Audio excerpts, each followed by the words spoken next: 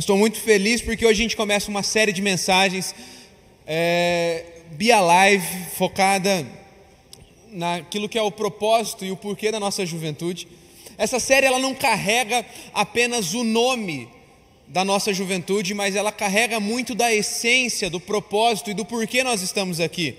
Você tem frequentado sábado após sábado os nossos cultos, alguns há mais tempo, alguns há menos tempo, e talvez esse seja o primeiro dia que você está nesse ambiente. Agora, a pergunta que eu te faço, independente do tempo que você se encontra nesse ambiente, independente do tempo que você frequenta as nossas reuniões, a pergunta chave para a nossa noite é: você se sente parte de tudo isso? Quando você olha ao teu redor, quando você enxerga esta reunião do Alive Livre, quando você ouve Juventude Alive, quando você ouve a palavra Alive, quando você simplesmente faz o exercício como nós vamos fazer agora, vamos fazer um exercício? Dá uma olhada agora, 360 graus, olha para trás, olha para o lado, olha para tudo isso aqui, olha para esse templo, olha para as pessoas lindas que estão aqui. Você se sente parte disso? Você, quando entra nesse lugar, você fala: cara, aqui é minha família, esse aqui é o meu povo, é aqui onde eu deveria estar? Ou você simplesmente enxerga esta reunião como mais um lugar na tua agenda, como mais um compromisso a ser cumprido em um dia comum da semana? É sobre isso que eu quero conversar com você nos próximos 3 sábados. Nós cremos muito que a igreja não é um lugar para frequentar, mas uma família para pertencer.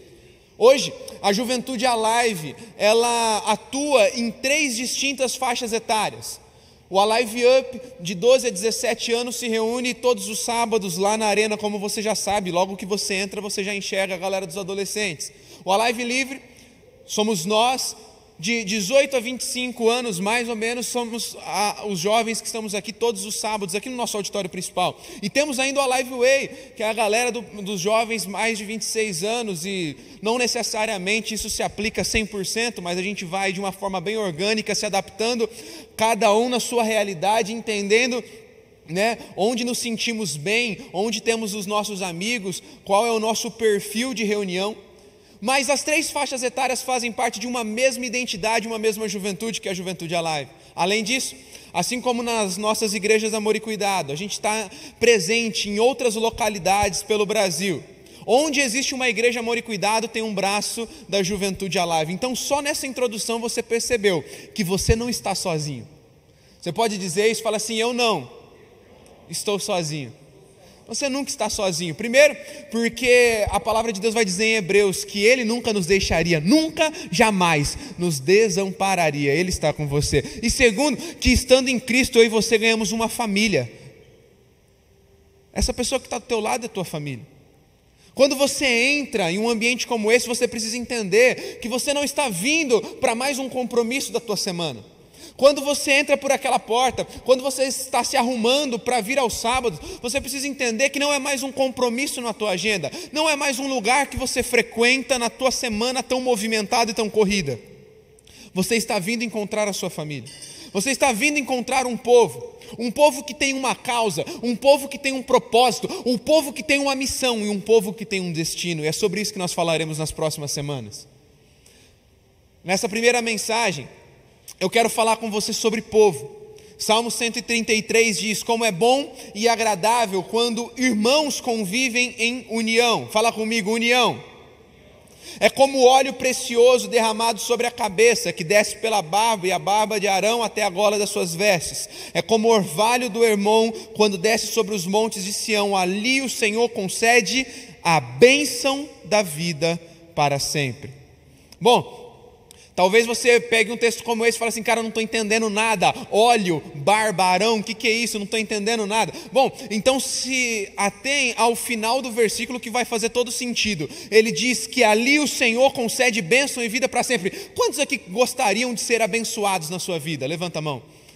Essa é uma pergunta meio que retórica, porque não há quem não queira ser abençoado. Mas ele está falando que existe um lugar onde Deus concede bênção para sempre. Que lugar é esse? O mesmo texto responde: é o lugar da unidade, é o lugar da união. É um lugar onde pessoas diferentes escolhem andar em torno de um mesmo propósito, de uma mesma visão. Ele está falando que em um ambiente de comunhão, em um ambiente de unidade, escorre um óleo, e óleo na Bíblia é unção, e unção é capacitação. Você já ouviu certamente falar sobre unção, e a palavra unção, ela tem a mesma raiz do untar. Sabe quando você unta uma forma? Sabe? Com óleo, ou com qualquer coisa que você usa para untar. E o processo de untar uma forma na culinária é para quê? Para facilitar. Você facilita o processo através do ato de untar. A palavra unção vem desse mesmo radical e ela vem dessa mesma linha de pensamento. Unção é facilitação para um propósito. Pegou? Fala assim comigo: unção é facilitação para um propósito. Quando você clama por unção de Deus, é Deus facilitando o teu propósito. Aí você falando: Deus, eu tenho um propósito, eu tenho uma missão, eu tenho um porquê nessa terra, eu preciso manifestar o Senhor, eu preciso manifestar o teu poder, mas sozinho eu não consigo, eu preciso da tua unção, e a unção dele facilita com que você se mova. O texto em questão está falando que existe um óleo de unção que escorre, e quando ele fala aqui de Arão e de tantas outras figuras, o que você precisa entender nessa noite é que quando ele fala dessas figuras, dessas pessoas, ele está falando de um sacerdote que era aquela pessoa, né, no contexto em questão, de maior hierarquia dentro da instituição religiosa da época, e ele vai falando que esse óleo vai escorrendo da cabeça dele até o final das vestes, ou seja, desde a pessoa com mais tempo, a pessoa com menos tempo, talvez a pessoa que está aqui desde criança, com você que acabou de chegar aqui hoje, está a primeira vez nessa igreja, nesta reunião, não importa quanto tempo você tem de casa, não importa quanto tempo você tem de cristão, não importa quanto conhecimento você tem ou qual função você exerce no corpo, se você está em unidade, a unção corre sobre a tua vida e ali tem bênção para sempre. Uau! É isso que o texto está falando. Sabe, quando a gente anda em comunidade, tudo à nossa volta fica mais fácil. Quando a gente anda com outras pessoas, tudo facilita. Essa pandemia que enfrentamos só reforçou isso. Quantas pesquisas não nos apontaram que o isolamento social produziu resultados catastróficos para a saúde mental do povo? Mas isso não deveria ser algo novo para nós. Não deveria ser surpresa para o povo de Deus que isolamento não é bom. Afinal, Hebreus 10, 25 na palavra de Deus já dizia o seguinte: não deixemos de nos reunir como igreja, segundo costumes de alguns aí. Olha só como isso não é nada novo. Lá na igreja primitiva eles já enfrentavam problemas de pessoas que queriam andar isoladas, pessoas que queriam andar do seu próprio jeito, pessoas que não queriam andar em comunidade. E ele fala assim: e vamos nos encorajar uns aos outros, ainda mais quando vocês veem que se aproxima o dia. Olha só, o que a Bíblia, a palavra de Deus está me falando, é que ao contrário do que muitos estão tentando ensinar por aí, nada substitui o ajuntamento da igreja. Nada substitui reuniões como essa que nós estamos tendo hoje aqui. Eu sei que quando dizemos quem é a igreja, eu digo eu sou a igreja não é uma caixa de concreto, a igreja é muito maior do que isso, o reino de Deus é muito maior do que isso. O reino de Deus não se limita a 4 paredes de uma igreja local como essa, mas aqui na igreja local nós começamos a ser capacitados para o envio que é lá fora. Nada substitui reuniões como essa, ao contrário do que muitos estão pregando por aí, não existem web crentes. O reino de Deus é formado por pessoas que se reúnem também em uma igreja local para se prepararem para o envio que será global. Então você precisa entender que há poder e há unção, há facilitação na unidade. Não há outra forma de avivamento conhecida a não ser em unidade. 2 Crônicas 7,14 você conhece: se o meu povo que se chama pelo meu nome se humilhar, orar, buscar a minha face, arrepender dos seus maus caminhos, dos céus eu ouvirei, perdoarei os seus pecados e virei, sararei tua terra. Bom, Todo mundo conhece. Agora, interessante é que Deus não diz se o Giovanni, se o João, se o Gabriel, se a Maria. Não, ele fala se o meu povo. Deus trata das questões de avivamento da terra com o povo. Deus não trata o avivamento com pessoas, Deus trata com o povo. O plano de Deus é sempre sobre a humanidade, é sempre um plano sobre o povo, e aí eu e você decidimos se queremos entrar nesse plano. Consegue entender? Sabe, Deus sempre teve compromisso de uma forma em comunidade. Deus sempre teve compromisso com um povo que anda em unidade. Deus sempre teve um compromisso com pessoas que escolhem não seguir o caminho infeliz do isolamento. É interessante porque se 2 Crônicas 7,14 fala sobre um povo que busca avivamento e o avivamento vem, eu entendo alguns aspectos sobre povo. É por isso que a mensagem dessa noite fala sobre um povo. Um povo fala sobre pertencimento. E é muito importante pertencermos a uma família, uma tribo, um time. Um grupo de pessoas, um movimento é reconhecido pelo seu estilo, seu modo de falar, de vestir, de se portar, andar, ser. Quando você olha alguém e você fala assim, nossa, essa pessoa tem o estereótipo daquela tribo tal. Essa pessoa tem o estereótipo de uma pessoa que gosta de negócios, o estereótipo de uma pessoa que gosta de futebol, o estereótipo de uma pessoa que gosta de esportes, que gosta disso, que gosta daquilo. Sabe por quê? Pessoas que andam em unidade, pessoas que andam em grupo, pessoas que andam em família, começam a se parecer umas com as outras. Porque povo fala sobre pertencimento. Os grandes estudiosos apontam que uma das maiores necessidades da geração Y e Z é de pertencimento. Todos nós temos a necessidade de pertencer a um grupo. Isso por diversos fatores. O distanciamento das pessoas em razão da rotina, a sensação de solidão, o excesso de redes sociais. Todo mundo quer pertencer a um povo. Você que é moleque, jogava bola, que frustração que não dava quando você era o último a ser escolhido para o time, não é não? O Pugina era sempre esse, o último a ser escolhido. Zoou o Santos aqui no começo, agora já tomou. Gente, todo mundo já nasceu com a vontade de pertencer a uma família, com a vontade de pertencer a um povo. No livro da Starbucks, Dedique-se de Coração, o dono e autor ele fala que a ideia principal da Starbucks foi se tornar o terceiro lugar. Primeiro lugar é a casa, segundo lugar, trabalho. Quando ele foi criar o conceito da cafeteria Starbucks, ele queria ser o terceiro lugar, que é a intermediação entre a casa, o trabalho, e você precisava ter um lugar para passar uma outra parte do teu tempo. É por isso que quando você entra lá, eles te chamam pelo nome, eles escrevem teu nome no copinho e você faz aquele store bonito para todo mundo ver. É por isso que todo o ambiente de uma cafeteria Starbucks é produzido para te deixar em casa, para te deixar à vontade, para te deixar com uma sensação de que você está num lugar familiar. E a pergunta que eu te faço é, qual que é o teu terceiro lugar? Qual que é o seu terceiro lugar? Ou você vive apenas uma vida da casa para o trabalho, do trabalho para a casa, da casa para o trabalho, do trabalho para a casa?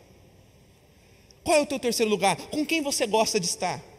Quais são as pessoas que você quer andar junto? Quais são as pessoas que têm moldado, influenciado a tua rotina? Sabe, isso aqui é muito importante de pensar, porque todos nós precisamos de um terceiro lugar. Todos nós precisamos de uma família para pertencer. Povo fala sobre pertencimento, mas povo também fala sobre conduta.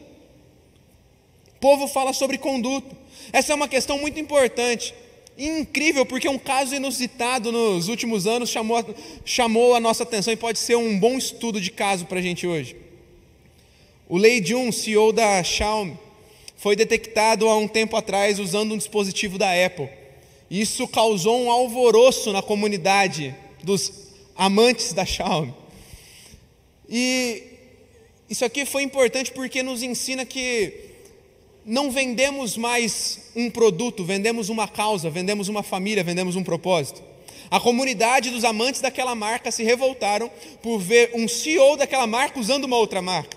como se aquilo fosse uma ofensa, porque isso mostra que povo fala cada vez mais sobre pertencimento, mas povo fala cada vez mais sobre conduta.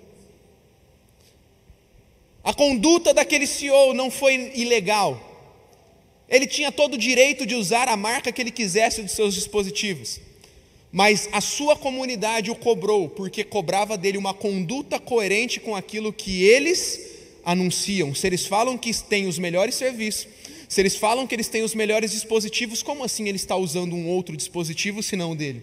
Consegue entender? Povo fala sobre pertencimento, mas povo fala sobre qual é a nossa postura. Povo fala sobre conduta.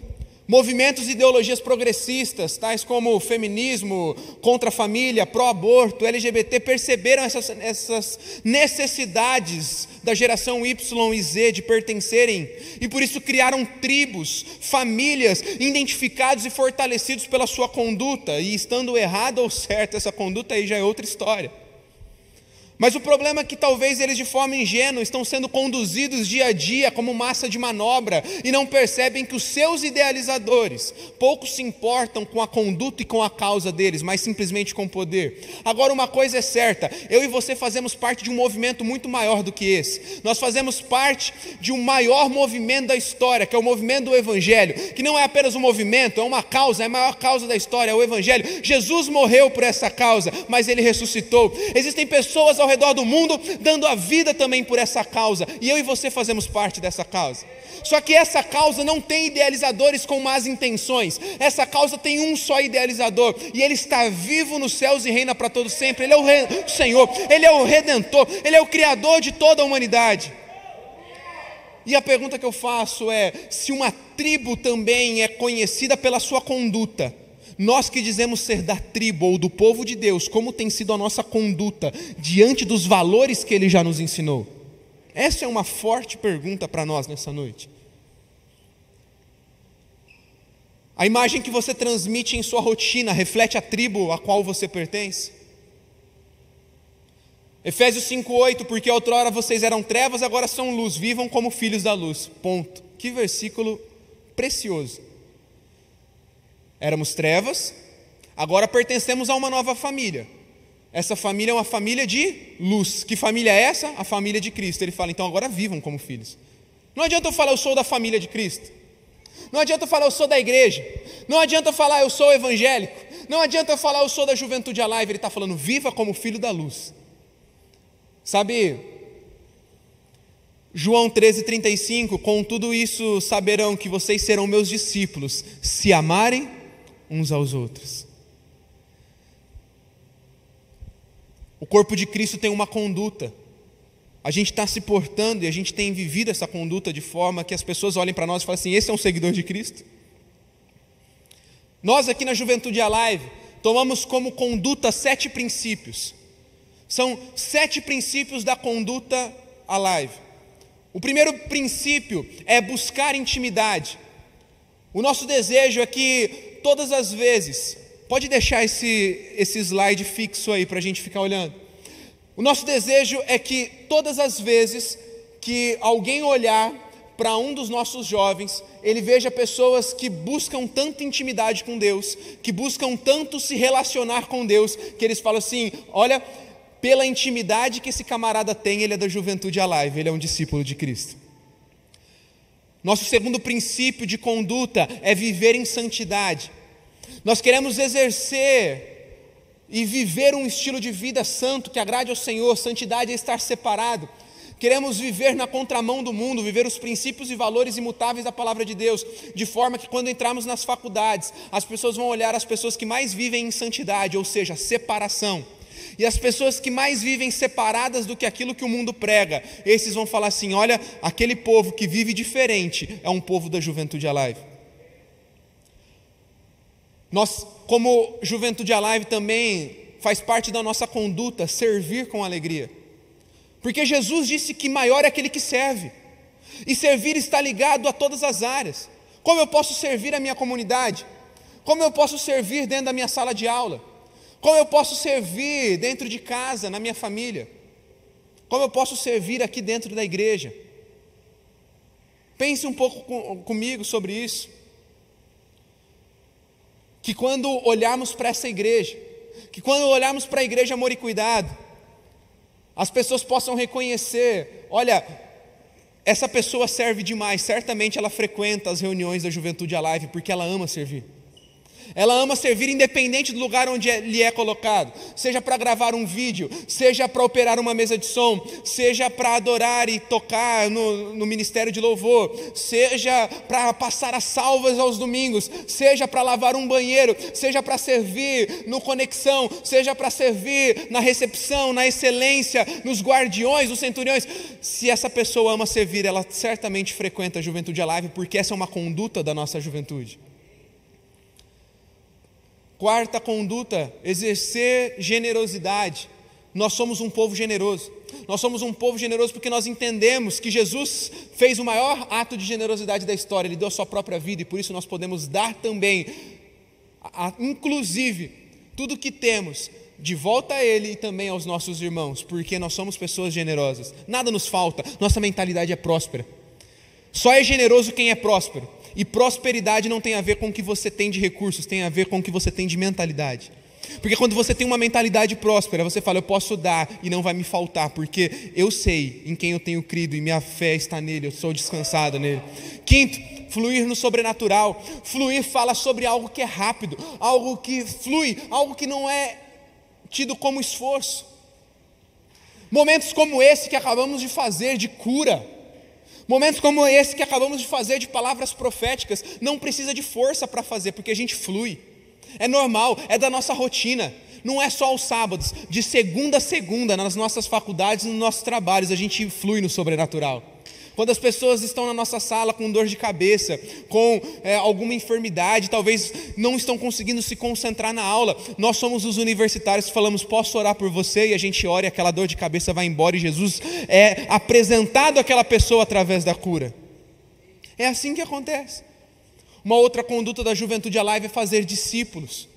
Porque nós somos chamados para fazer discípulos, chamados para ganhar pessoas, chamados para pregar o Evangelho a toda criatura. Precisa estar nas nossas vezes. Não é fruto de um evento. Eu não fico esperando o Chama fazer um grande evento de evangelismo. Eu não fico esperando o Gabriel movimentar o evangelismo sobrenatural depois do Alive. Eu vivo uma vida de fazer discípulos todos os dias da minha semana. E onde eu estou pregando o evangelho. E onde eu estou falando de Jesus. E onde eu estou apresentando a mensagem da salvação. Mas uma última causa aí, um último passo da nossa conduta live é ser relevante através da minha vocação. Todos nós temos uma vocação. Todos nós temos algo conosco que parece que nós nascemos para fazer aquilo. Não é tão bom quando a gente se encaixa em algo?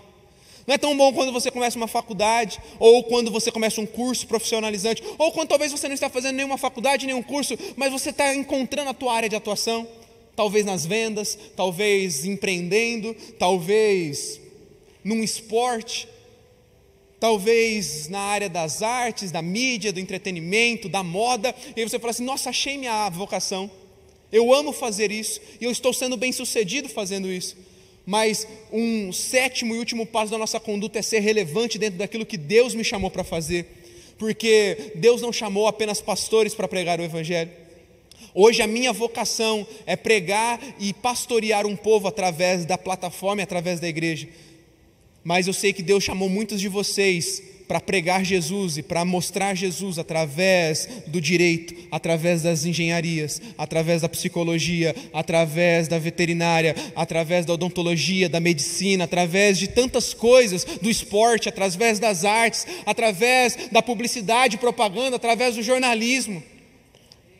Deus chamou muitos de vocês para serem relevantes dentro da vocação. Quando as pessoas olharem para pessoas que cumprem esses 7 requisitos, cumprem essas 7 condutas, certamente elas encontrarão alguém que é apaixonado, primeiramente, por Jesus Cristo e pelo Evangelho, e segundo, pela Juventude Alive, essa família que a gente pertence. Mas um povo não fala só sobre conduta, um povo não fala só sobre pertencimento, um povo fala sobre unidade. Mateus 12, 25, Jesus ensina que um reino dividido não prospera. Gênesis 11 conta a história de um povo que começou a construir uma torre muito alta, mas Deus não queria que eles construíssem essa torre. Então Deus vem e confunde a língua deles, Então eles não conseguem mais construir essa torre. Mas eu acho interessante que Deus diz o seguinte: se eu não confundir a língua deles e eles continuarem em unidade, em breve nada será impossível. Sabe o que eu percebo? Se um povo com a motivação errada, em unidade, achou o caminho para tocar o impossível, imagine nós, com a motivação certa e com o propósito certo, o que nós não podemos fazer. Deixa eu te falar, você pode agredir o impossível através da unidade com o corpo de Cristo. Não há outra forma de viver o impossível. Quando aquele povo perde a unidade e começa a falar outra língua, quando o camarada começa a falar a língua A, o outro a língua B, o outro a língua C, cada um começa a falar o que quer, do jeito que quer, da forma que quer, eles não atingem o impossível. Se a gente está falando em viver o impossível, se a gente está falando em agredir o impossível, se a gente está falando em viver o sobrenatural e tocar o mundo através do poder de Deus, não tem outra forma a fazer, a não ser dentro da unidade da igreja, falando a mesma língua, andando em direção ao mesmo propósito. Nós podemos viver o impossível. Que tal a gente começar a viver em unidade? Unidade não é uniformidade.